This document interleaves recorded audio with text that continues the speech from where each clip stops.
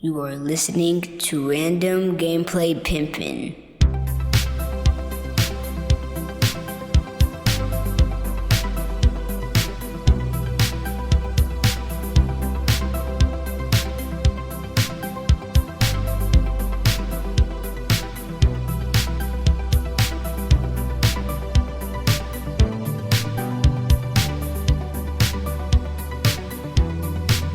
What is going down? What is going down? It is your guy, Studio MacGyver, and you are listening to Random Gameplay Pimpin. Welcome to the show, guys. If you're new to the podcast, welcome to the show. If you're into anime, nerd culture, and most importantly, video games, then you've come to the right place because we talk about all of that here. Today's show, we're going to talk about a few things. This is podcast episode 296, almost at 300. Wow. Guys, in advance, let me just say, please excuse my voice. I am getting sick. It's been a minute since I've been sick or had a cold, but it is getting cold out here. And I guess you can't run forever. Okay, I've taken as many vitamin C and zinc pills that I can possibly take. And to be honest with you, if I haven't taken those, I may be a little bit more under the weather. But right now, it's just a stuffy nose. And thank God for just that. But anyway, want to talk about a few things, guys. Gonna talk about some PlayStation stuff. Gonna talk about some new shows.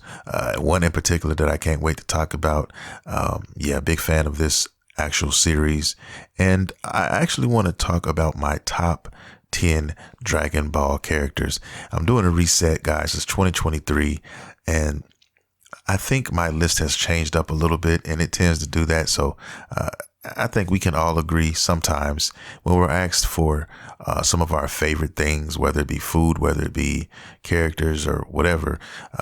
And if the list is a decent size, there's a high possibility that some of those things may change places here or there. So I just wanted to do a quick reset and run down the line. I got a couple honorable mentions as well that I want to talk about. But yeah, I'm going to get to that. Also, my anime watch list.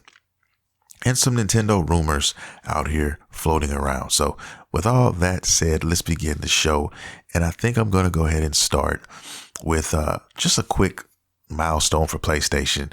PlayStation, the PS5, and more in particular, they have finally reached 30 million units sold. Okay, that's crazy, especially with all of the stuff that was going on since it came out.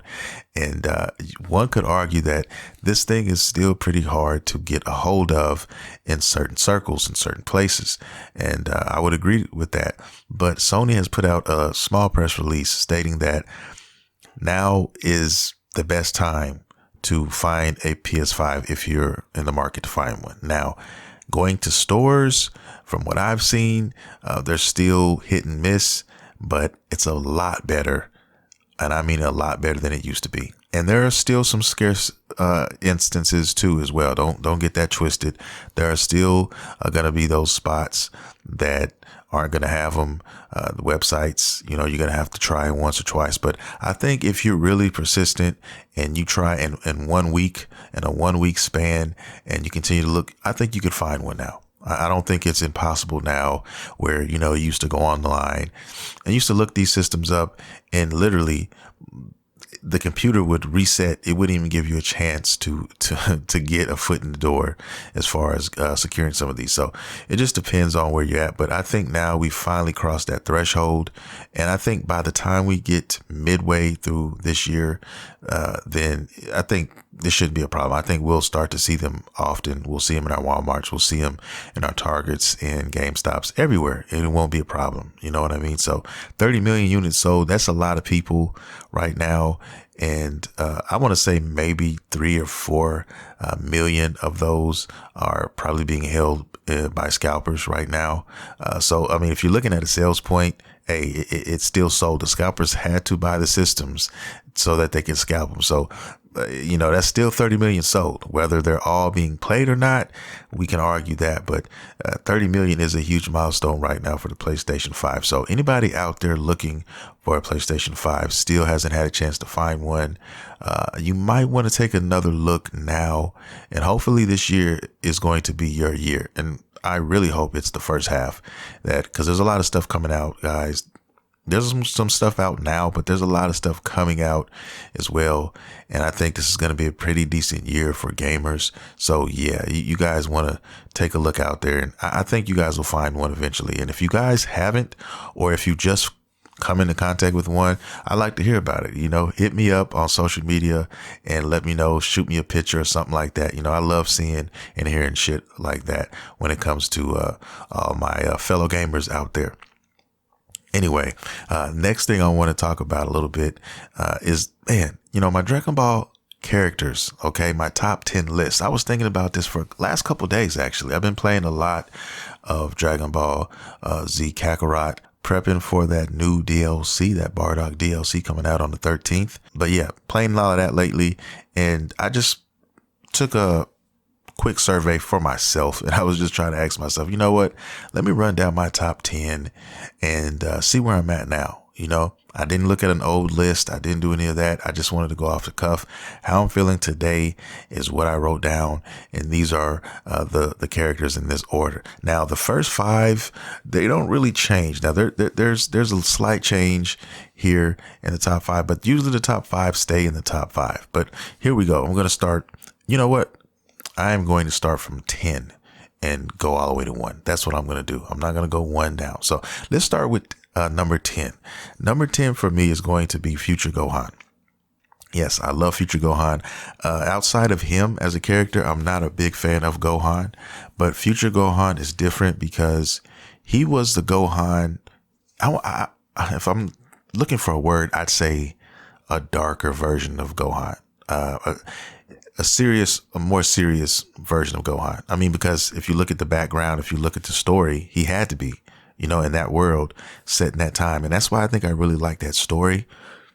I really like the backdrop of that, the Trunks, all the characters in that story being told. It was just a dark future, and you really grew up fast, and you had to do a lot of shit. He had the battle scars to prove it, and he was a warrior, man, straight up. So I really love this design of him. If you looked at him compared to the current Gohan, even his size and stature, he's a lot bigger. He's a little bit beefier than, we all know him to be. So there's just little things like that, the scar on his face. I just really think that this Gohan is really dope, and I really love that story. So that is number 10 on my list. Number 9 is a character that I don't think as a villain gets enough credit. He's an awesome looking character, in my opinion. He has awesome abilities. I just really like this character. And my least favorite saga out of the whole Dragon Ball universe is the Buu saga, believe it or not. It may be an unpopular opinion, but yeah, for me, that's what it was. It was my least favorite. I'm not saying it wasn't good. It's just my least favorite out of all of the sagas.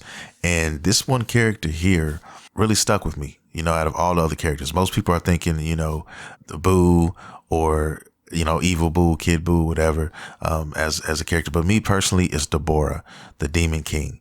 This is my number 9 character, and he'll never fall out of my top 10. He's just an awesome character, man. I just think his abilities, the ability to spit on a person and turn them to stone, that is fucking crazy sick, and the way he cooked Kobito I'll never forget that scene. I'll never forget the way he fried his ass right up in his face with that palm. I don't remember the name of the move, but my God, it's fucking sick. I love it to death. But yes, Deborah is there. Okay. Always going to be in my top 10. He's a dope character. Favorite character out the Buu saga. Definitely. And, yeah, I need to get some more merch, Deborah merch, man. I was trying to find some Deborah shit, and he's kind of light in the ass when it comes to merch. The only thing I have of him as a collector is those WCF statues, which are awesome, which are very highly detailed and awesome. And, I like it. I love it to death, but I need something more. I saw a bigger piece, and they was going for, $400, $500, $600. I forgot, but it's very expensive. That type of stuff right there that's for another time. Hopefully I get to that point where I can actually have a few of those pieces sitting in the house somewhere, but we're not there yet.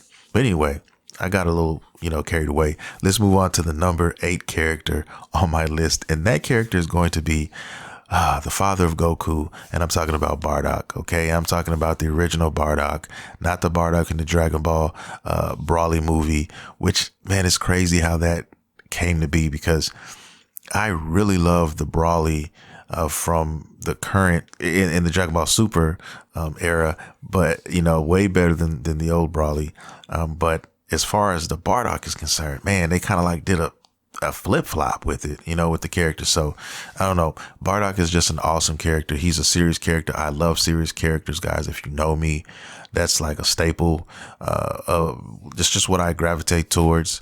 Like Piccolo's a serious character. In other anime, you also you have Zoro, who's a serious character. I really like him, and it's just what I like, man. You know what I mean? Kakashi, definitely a serious character most of the time. He has his moments, but most of the time he is. But that's just what I like.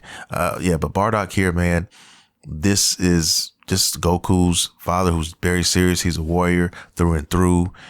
He's an OG, man. You know what I mean? You can't hate Bardock. He's just an awesome character, period. My number 7 character is when I'm talking about OGs, this is definitely one of the OGs. And if you're not an OG Dragon Ball fan, you may not know this character, okay? Because a lot of Dragon Ball fans have started watching Dragon Ball with Dragon Ball Z, and some have even started after Dragon Ball Z in Dragon Ball Super. Okay, I'm sure there are some out there like that, but I'm talking about a character from the original Dragon Ball anime and manga, and that is Tao Pai Pai, aka Mercenary Tao, the cold-hearted assassin. This guy here is he's just awesome. I think some of the best characters came out of the original Dragon Ball. I think the original Dragon Ball just has a certain a vibe to it that never gets old, man. Even the animation style, it's still Toriyama, but it's early Toriyama. It's more of a round kind of animation or signature to his work, as opposed to the more kind of edgy art style. It got a lot more edgy when you got to Dragon Ball Z.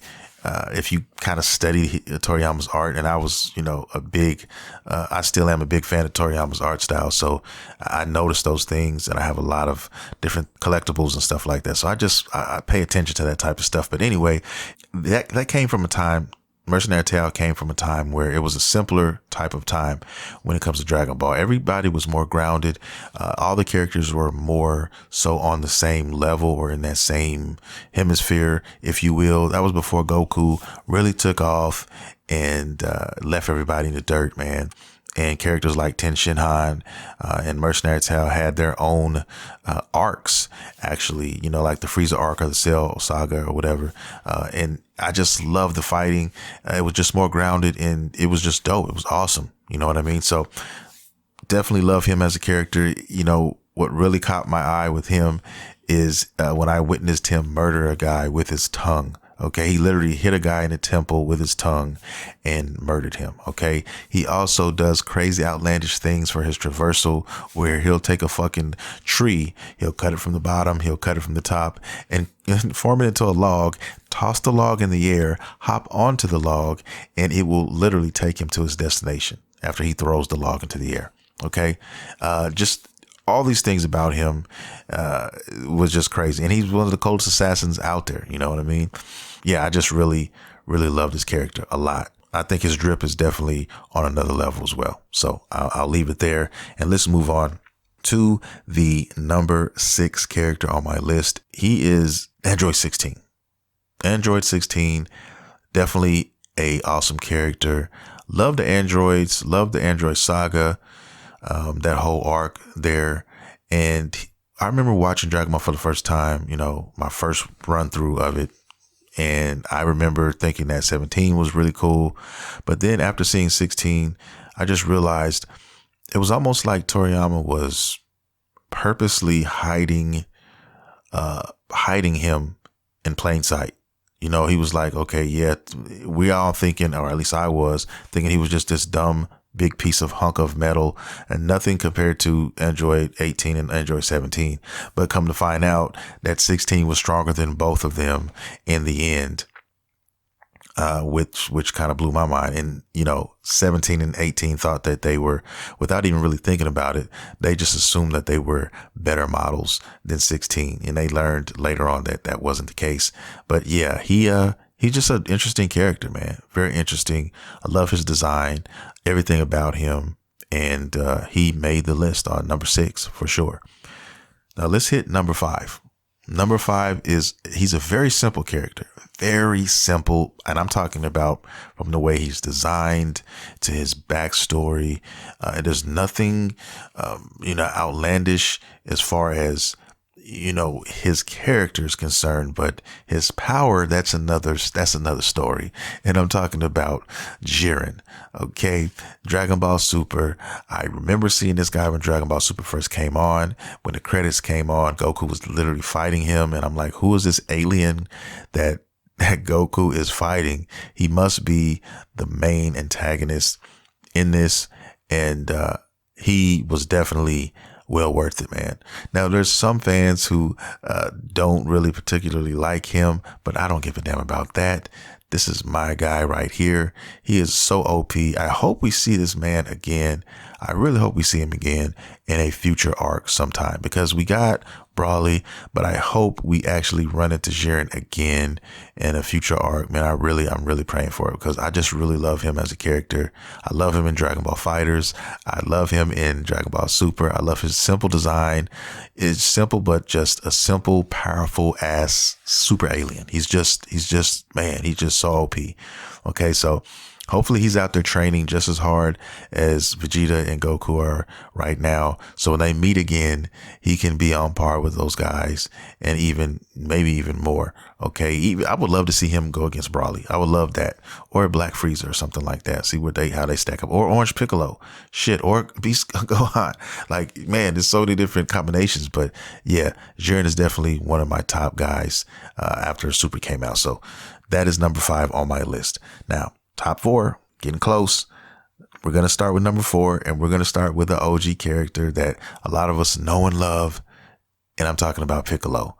Piccolo has been a staple in Dragon Ball forever. And, he's just one of those guys. He was when I first saw Dragon Ball, when I didn't know what it was, and I just saw my first couple episodes, he was my favorite character at first glance. Like, that was the guy I was rocking with.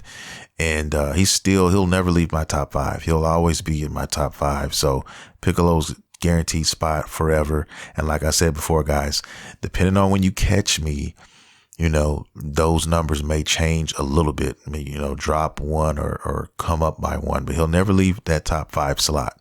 Okay. He'll always be within that top 5 for me. So yeah, definitely love Piccolo. I'm so happy for him as far as, what they were doing with him in the last movie, getting a whole new form. He's got some respect, and it's about time he got respect. As far as the other characters, the humans are concerned, I understand why they, were kind of put to the side a little bit as far as power or Zenkai boosts are concerned. I understand all that, but Piccolo was a character that he was pretty much keeping up with the Saiyans for so long. It was only a matter of time before they found a way for him to get a Zenkai boost and be where he's at now. You know what I mean? Because like I said, he's completely different from everybody else as well. He's got his own unique style. He's got his own unique abilities like healing. He can heal himself. He can grow limbs. He's an awesome character. He's actually a serious character as well. I love serious characters. Like I said, he's also a dope tactician. He's excellent at battles and observing and things of that nature. So he's a lot of that. And he's fucking Gohan's stepdaddy. He just has a lot to do with the movie. That's why this last movie was so awesome, because it focused on him a lot. And I was so glad to see him get his shine. And they did a great job. So future Piccolo battles, man, I'm really looking forward to that Orange Piccolo and what he can really do, because the movie, we just got a glimpse of this. And usually when characters get new Zenkai boosts and all of that, it takes them time to actually really dive into that new ability and perfect it. So I don't think we've seen the last of Orange Piccolo, and I think we have a lot more to come when it comes to that transformation for sure. Now, moving on to my top three. What are we doing here? I'm going to go with my boy, okay, the three-eyed man, Tien Shinhan, Tien, however you want to pronounce his name. But yes, him, okay? He's definitely a unlikely character that I would even say in your average Dragon Ball fans top 10, you probably wouldn't find him. You know what I mean? And I've looked, I've talked to people, I've seen videos, and I've noticed, that he's not really in any of these lists, and whenever I do see him, I always try to go out of my way to give whoever that person was a high five, a digital high five or whatever, because they see something that we see. You know what I mean? There's not a lot of us out there, and I'm talking about Tien fans. You know what I mean? I think he is one of the most underrated characters in all of Dragon Ball. I think that when it comes to Dragon Ball as a whole, he has done a lot. And I'm talking about especially earlier on in the Dragon Ball days that, led up to current characters now, especially like even moves that pretty much all the Z members use. Okay. Solar flare, multiform technique. These are very important abilities that Tien passed down to his friends. If it wasn't for Tien, they wouldn't have that. And Tien has, in my opinion, one OP ability that was only used one time. It was never used again. And I think I know why, because Toriyama kind of, in my opinion, wrote Tien's character into a corner when he gave him this ability in Dragon Ball. Okay. And I can kind of, chalk some of that up to Toriyama not thinking that Dragon Ball Z was going to stretch as far as it did, because if you guys don't know, Dragon Ball Z was supposed to end after the Frieza arc. Okay. He only stretched it because of the fanfare and everybody was loving it so much. So he went back to the writing room and he kicked out two more arcs for us. Well, thank you, Toriyama, for that. Definitely. But so Tien as a character, that move I'm talking about referring to is just his eye, his third eye. That third eye has a super ability. It's basically ability to copy anything. Think of it like the Sharingan or something like that in Naruto. You can literally copy moves with that eye. Okay. He did it one time in Dragon Ball Super. All my OGs know what I'm talking about, but if you don't, I'll refresh your memory a little bit. There was a scene where Master Roshi was throwing a Kamehameha. Tien witnessed it, and after witnessing it, he was able to do it just like that. Okay, no training, nothing was involved. He saw it and he was able to do it. That move, in my opinion, is very OP because think about all the scenarios he could have used that move. He probably could have learned the Kaioken with that. Pretty much every character's move, the fucking Destructo disc, anybody's move, instant transmission, like anything that he's witnessed, he could probably find a way to duplicate that. Okay, Gallic gun, like any move you're thinking about. That's crazy, right? If you think about it like that, special beam cannon, like all these things. So he could be a walking bag of Z-Team Dragon Ball moves, literally. Okay, and he never used it again. Now I think some of these moves would probably be too much for his body because, that could be a thing. It's already a thing with his Neo Tri-Beam. It's a move that he uses that is way stronger than him. In other words, it's capable of killing people way stronger than his own self. Okay. And that's a very dangerous move. It almost got Nappa out of the way. If it wasn't for Vegeta giving him that last minute notification, Nappa would have been dead. Okay. But yeah, all I'm saying is Tien is an awesome character. He's a very unique character. His fighting style is unique as well to him. He started off as a villain. He was a badass villain as well. Just go back and watch Dragon Ball if you don't understand that. He was actually training to become an assassin. And he was the top guy in Dragon Ball. He actually beat Goku in the Tournament of Power and won the 22nd Martial Arts Tournament. Okay, so nobody can take that away from Tien.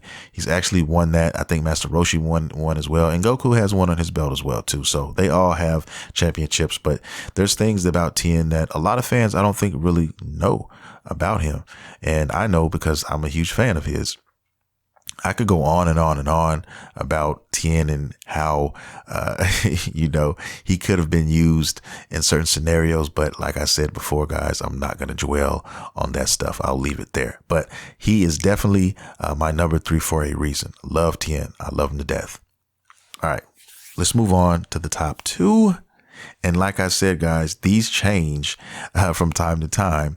And you caught me on a day where Tien is my number 3, but last year Tien was my number 2, and he'll probably be my number 2 again if you ask me again when I refresh this list. Okay, but anyway, we're going with number 2 right now, and my number 2 is Frieza. Frieza, the cold-hearted killer. Frieza, in my opinion, is one of the most diabolical anime characters ever. Okay, this guy kills children. He doesn't care. He just doesn't give a damn, man.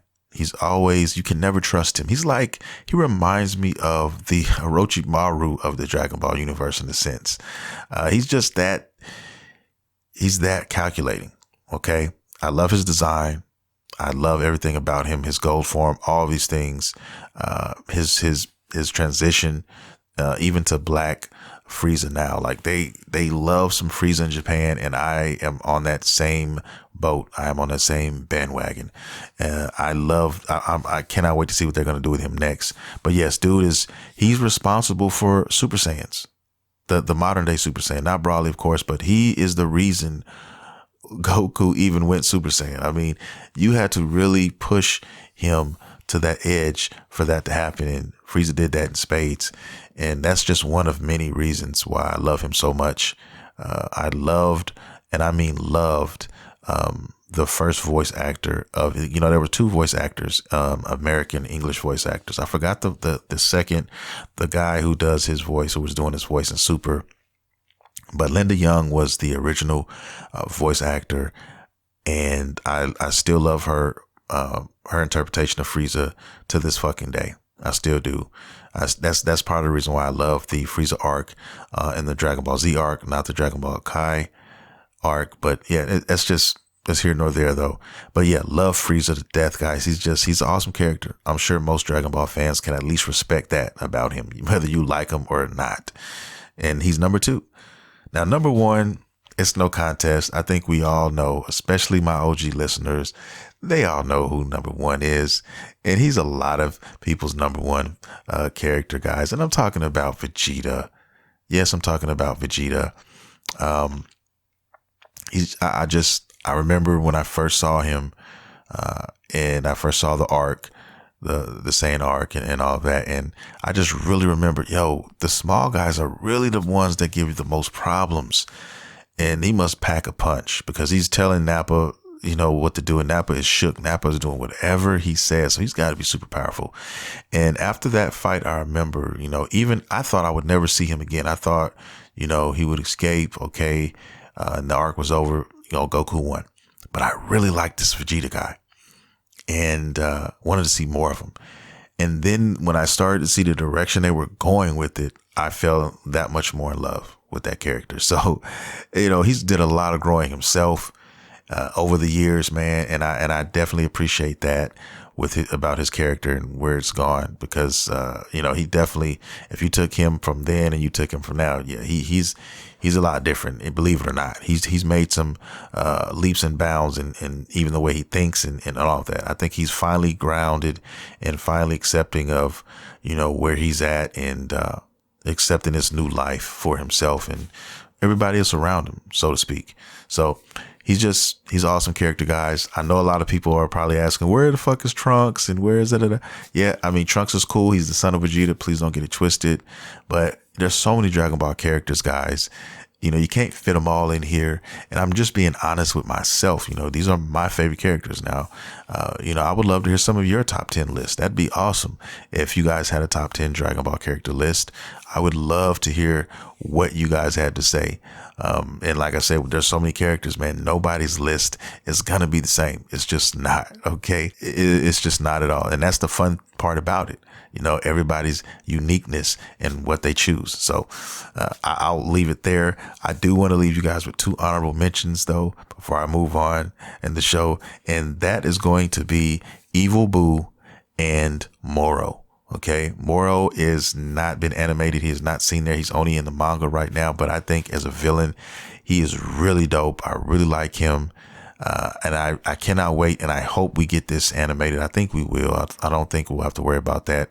Of course, it's going to take some time, but I'm rubbing my hands together like Birdman, waiting on this anime portion, this arc come to fruition. I cannot wait. And Evil Boo, he didn't have a big role at all in Dragon Ball Z, but his role it did something to me, man. I mean, he wasn't there long, but he was responsible for, merging, being Fat Boo. He was just an awesome design character. I love his design. I love his design to death, man. That skinny, kind of frail, but sturdy and strong kind of design. He didn't even speak. I don't even think he had the ability to speak. I just really loved his design, and I really liked him as a character. I hope we see more Evil Boo somewhere. I don't care what it is. I don't care if it's a merch, if it's a new story or something like that. I don't know, but I just really loved his design and his character. So those are my honorable mentions. So let's move on with the show. 30 minutes. Wow. I didn't know it was going to take that long, but yeah, let's move on and let's talk about something that, caught me off guard a little bit, but I think it's really dope. I think it's really awesome what they're doing.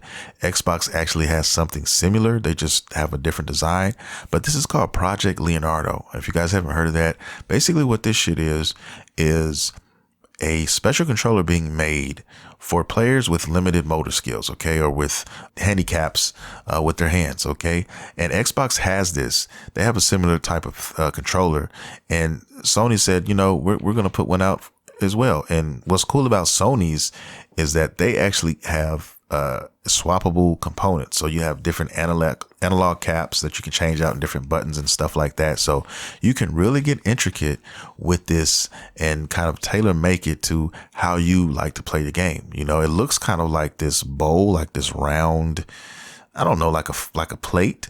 And then around the plate, there are the fucking buttons, I can't describe it as well, but you guys take a look at it. Just look up Project Leonardo and you'll see the images and stuff like that. But I think that's really dope. I think that's cool.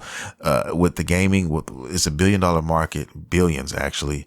And I think everybody deserves a chance to play some shape, form, or fashion. You shouldn't let certain handicaps deter you from playing games. And I'm glad that people are actually thinking of those people and their happiness as well, So I thought that was dope. Anyway, let's move on and let's get on to this HBO talk real quick. There's a lot of shows coming out, guys. This is 2023, so there's a lot of stuff coming on the horizon. And one thing that I am definitely excited to watch is The Last of Us, the TV show on HBO. That's actually coming out a week from now on the 15th, January 15th, man. We're going to get the first episode, and I cannot wait to see what this is going to entail. Now, I pretty much know the story. I'm sure they're going to give us some curveballs here and there. They've already done that with the actors because these actors don't look anything like the actual characters from the game, and I think that's going to throw me off a little bit. But I think after 1 or 2 episodes, I'll get fixed, or I'll get it. What's the word I'm looking for? I'll get used to it. Okay. I think at least well enough to finish the series and take it for what it is, so hopefully HBO does this series justice, man. It's right around the corner. I'll definitely be talking about this episode on another podcast for sure. Please believe me. And it's right around the corner. I just thought I'd mention that. And also Neil Druckmann also said that he's not going to go past the second game. Okay. As far as the story is concerned. So if you haven't played the games, he's basically telling a live action version of this story from both games. Okay. There's Last of Us 1 and there was a time skip a little bit. And then you got Last of Us 2, which is my all-time favorite PS4 game. And, we're going to go there. So he's not going to milk it. He's not going to, what a lot of companies do. A lot of people tend to do sometimes. Oh, well, the money's coming. The show's doing well. Well, let's just make something else up and, hope it sticks, and that's where a lot of these shows kind of fall by the wayside when they get greedy and they, in a way, they kind of tarnish, the name of the show, a little bit there. So I think they should just keep it like it is. And I'm excited to hear that. Now, he also said that when it comes to the video games, there's already a story, a continuation written basically for Last of Us 3. So we're going to get a Last of Us 3. It's safe to say we're going to get a Last of Us 3. I think if you pay attention to the Last of Us 2 and you kind of just read between the lines, you can see little hints there, here and there. At the end of the game, after you beat it, you can kind of see a hint and where they could have taken a story. They left it open-ended purposely so that if for whatever reason they're not able to make a third game, I think you can leave it there and everybody would be content. But at the same time, they left it open so that we could get a future a game. And I think with the money that the franchise has made and the things they're doing with HBO and all these other stuff, I think that there's no way in hell that they're not going to be making this third part. So I'm excited. Hopefully we get it in this generation so we can play it or the PlayStation 5. I cannot wait. And I think it's going to be breathtaking because the PlayStation 4 version of this game, and I'm talking about just playing it on the base PlayStation 4, was an experience that I will never forget ever.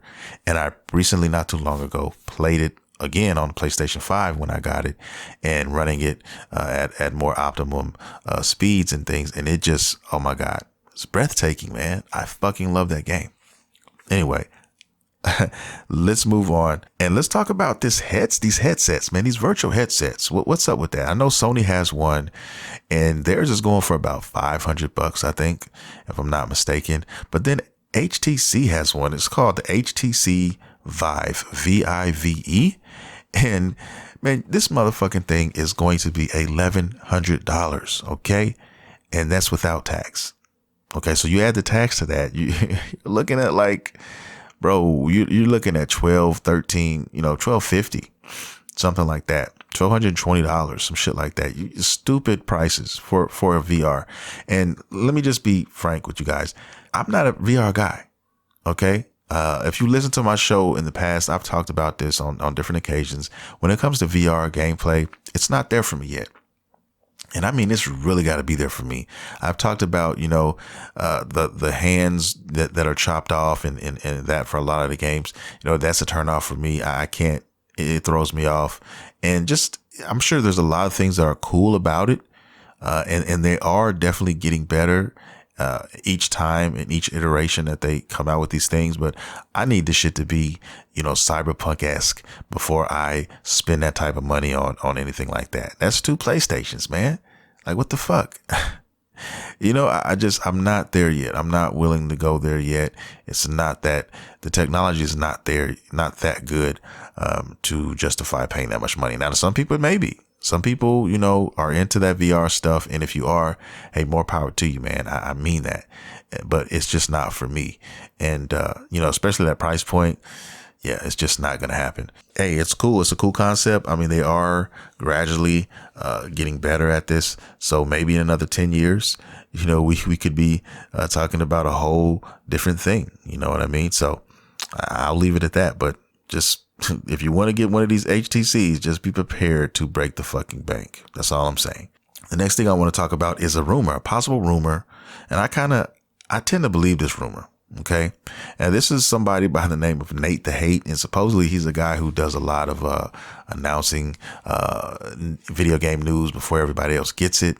And he's basically talking about there's going to be a new F-Zero game in 2023. Okay. Be looking out for F-Zero in the year 2023. I don't know if it's going to be a remake, if it's going to be an HD version. We don't know. But this guy is basically saying it's going to happen. Okay. Now he's made claims before that have come to fruition. So that's the only reason why I'm bringing this up and putting this guy in a conversation. If he didn't have a past and it's some guy, just some kook out there just talking shit, I wouldn't even mention it. But he has a track record of doing this and it's come out to be actually favorable in his favor. So that's why I'm bringing it up. So, I'm not trying to get everybody's hopes up or anything, but I'm saying I wouldn't be surprised, man, if we got some news about F-Zero in 2023. Nintendo, in my opinion, man, they're holding back a lot of their stuff, man. They need to take it back to the Nintendo Wii, I think, in my opinion, and they need to give us virtual consoles, man. I really do. And I think now what they're doing with the Switch is they're running out of options. The Switch is getting long in the tooth, and I think they're going to try to bird feed us these virtual consoles. I think that's what they're going to do. I think eventually the Switch, before it's all said and done, we will get virtual consoles at some point, and that's going to be a great thing when it happens, because they're leaving a lot of money on the table, man, with this. A lot of money. Okay, because there's lots of games that I would love to play, a lot of some older systems from Nintendo that I would love to indulge in. Matter of fact, I was literally earlier today, I pulled out my Nintendo 3DS and I was playing Mike Tyson's Punch Out. Well, not Mike Tyson's. I was playing the other game, Punch Out, and I have it on the Switch. I mean, I have it on my 3DS, and my 3DS I haven't played my 3DS in a long time. I'm going to easily say 2 years. Something like that. Now I'm thinking, oh my God, I haven't turned this on in like a couple years. And I pulled it out and I said, you know what? It's probably not going to turn on. And I remember it was being fully charged the last time I played it. This motherfucker was still fully charged. It still kept its charge. I don't know, man. They're very good machines. They're very good machines. I will say that. I have a 3DS XL, so it's pretty big. It's a bigger version. And, you know, I forgot how dope Mike Tyson's, or why I keep saying Mike Tyson's. I grew up on Mike Tyson's Punch Out, but the Punch Out was the one that came out after that because of licensing issues with Mike Tyson and stuff like that. So that's why that is. But I remember playing Punch Out, period.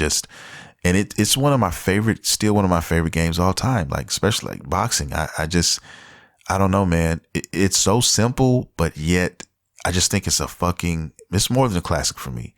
It is more than a classic. I'm going to try to make a top 10 video game list. That's going to be hard. Oh my God, it's going to be hard. And try to make one of these. It's definitely coming this year, but I'm going to have to really go over some stuff because, man, it's a lot of bangers out here. To make a top 10 list of games, that's going to be some work. I definitely will make that a reality. But yeah, man, I was playing that and having a blast with it. You know what I mean? Trying to get to Mr. Dream. If you guys don't remember, all the OG players don't know. And if you're younger and you haven't played Punch Out, yo, it's a dope game. I think you can download this. You can find it. You can emulate it on phones, tablets. I mean, there's nowhere where you probably can't find this game. And I just think everybody should experience it. It's awesome. It's just completely dope. I love it. And I don't know how I got on Mike Tyson's. I was talking about F-Zero and how Nintendo should go and go back to the virtual consoles, but they should. There's so many classic games. They're missing out on a lot of money. Now, I'm sure every game they won't be able to make a reality because of licensing purposes. That's the only thing. You know, you put out a wrestling game in 1998 or something like that. You're going to have a hard time trying to relicense that with the wrestlers now, because you got to find all those individuals, guys, or WWE, contact them and see if they still own the rights to these characters. It's a lot of shit just to re-release a game for a lot of companies, but for a lot of other companies, it's not. You still have them. You're just sitting there. They're collecting dust. Nothing's being done with them. And I think they should just go ahead and activate those, man, and just be real and let that happen. I think it should have been here, in my opinion, but you know, I still have my fingers crossed, and I think that's going to happen at some point, but I could be wrong. I got my fingers crossed on this one. It's just, I don't see Nintendo, you know, sitting on it too long. They might be holding it for another system. I mean, who knows? But I think it's time. All right, moving on. We're going to be talking about my anime watch list, guys. And this is going to be the end of the show after this. I literally am watching One Piece. Okay, I told you guys last week, I think, the last time I talked to you guys, that I was watching One Piece. I've been watching a shit ton of it. I've been watching two other anime. Well, one I started literally today, right before this show, and I'm talking about Nier Automata. Yes, the anime is out. It came out on the 7th. It's on Crunchyroll. The 7th is today, Saturday, I think, as I'm recording this. So yeah, I think it's coming out everywhere the next day, Sunday. But it's out now, man. I just finished it before the show, and it's everything I thought it was going to be. It's awesome animation. I think the studios doing it is A1 Studios. Definitely their animation is top tier. I like it a lot. If you haven't played the game, you can watch this. I wouldn't just be discouraged from not watching this if you haven't seen the game, played the game. But because right now they're rehashing it. So they're saying there's going to be some differences here and there, and I'm trying to peep that, and I'm really interested to see where they go with it. But I'm a huge fan of Nier fan. So Nier Automata, Nier Replicant, like those are like two of my favorite games. Especially Nier Automata, man. Platinum Games, one of my favorite devs. My OG listeners know this, and I just, like I said, the story that they tell in this world, in these worlds, it's amazing. And it's more than a story. It's art, in my opinion. And anything that leaves you with your jaw dropped and thinking about it for days on end after you've beaten it, that is very special. Every game doesn't do that. I'm serious. It's not even a lot, not even a little bit. Okay. Yoko Taro was a special guy. He's a mad genius. He definitely is that. So I'm just saying that you're doing yourself a disjustice if you don't play this game. You can get the game pretty cheap now on PlayStation. If you have a Switch, you can get it on a Switch now, $40 brand new. Okay. There's no excuse not to play this game. And if you really feel froggy, I'd recommend Nier Replicant first before you play this. And because Nier Replicant is the prequel to Nier Automata. And when I say that, oh my God, both of them together, chef's kiss, man. I'm telling you, you need to experience these games. If you're a deep thinker and you like those kind of games that make you literally think a lot, especially after the game is over, movies included, you should definitely play this game. And even if you don't, even if you're a guy who just says, or a girl who just says, you know what, I want a good fucking RPG, semi-open world RPG action game that I can get into with some deep customization involved in there and a even deeper story. And if you want something like that, then you go no further. Look no further. And I think you can get Nier now for $20. You can get that pretty much anywhere. You can get on eBay, wherever. It's on every system now. It's on Xbox. There's no excuses for not to play this. It's everywhere. Okay, now it's on Switch. So you can't. You gotta pick it up and play it. Now PC, I think it's on PC too, but I remember PC having issues with it. I'm sure they fixed that now. I'm not sure, but PC tends to have certain issues with certain games for whatever reason. I don't understand that, and that's just what it is. But most people who play PC may have something else. Usually have another like machine somewhere. And I just highly recommend these games. I just do. As a gamer, you need to experience these. I just feel you need to. It's a must. I'm excited about the anime, excited where it's going. I definitely love the first episode. That's what I've been watching, guys. And the other anime that I've been watching, that I started literally last night, and I've watched like, how many episodes? Maybe 4 or 5 episodes, is an anime goes by the name of The Devil is a Part-Timer. So this was another anime that was sitting on my to-watch list, which I have dozens more.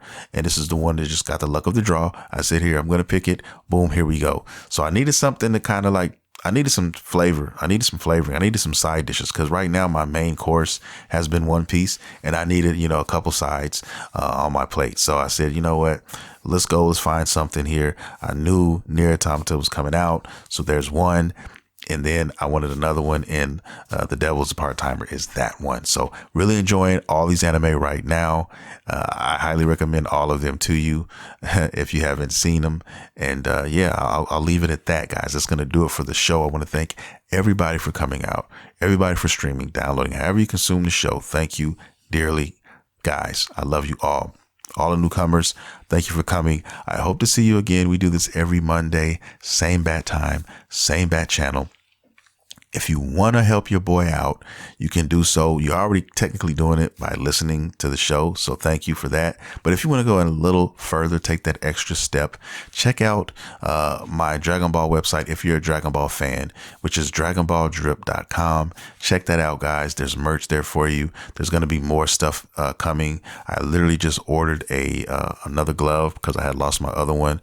I use when I draw and do my things on my iPad, and I'm going to be working with some artists to putting more designs up here this year. So be looking out for that for the website that's coming. Also check out my Dragon Ball Drip on TikTok. Check out my Dragon Ball Drip on Instagram. And all of that, guys, check all that out and support those outlets for me. Go to my, like I said, my Instagram and follow. Go to my TikTok now from Dragon Ball Drip and follow some pretty cool, awesome videos up there right now, guys.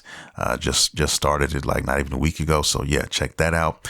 And yeah, man. And also Random Gameplay Pimpin' as a brand, I am growing it. I'm trying to push it out there to the masses. This is going to be that year. Okay, so definitely go there, support the YouTube channel, the Random Gameplay Pimpin' YouTube channel. Check out the Random Gameplay Pimpin'. Check out my Instagram and also check out the Random Gameplay Pimpin' on TikTok. We are now live on TikTok. So check all these out, guys. Subscribe to all these and you'll be doing your boy a justice. Okay. Now, with that being said, I'm definitely going to get out of here. I love you guys. Thank you guys so much. I'll see you next week. We're going to do this again. This is your boy, Studio MacGyver, and you have been listening to Random Gameplay Pimpin'. See you next time.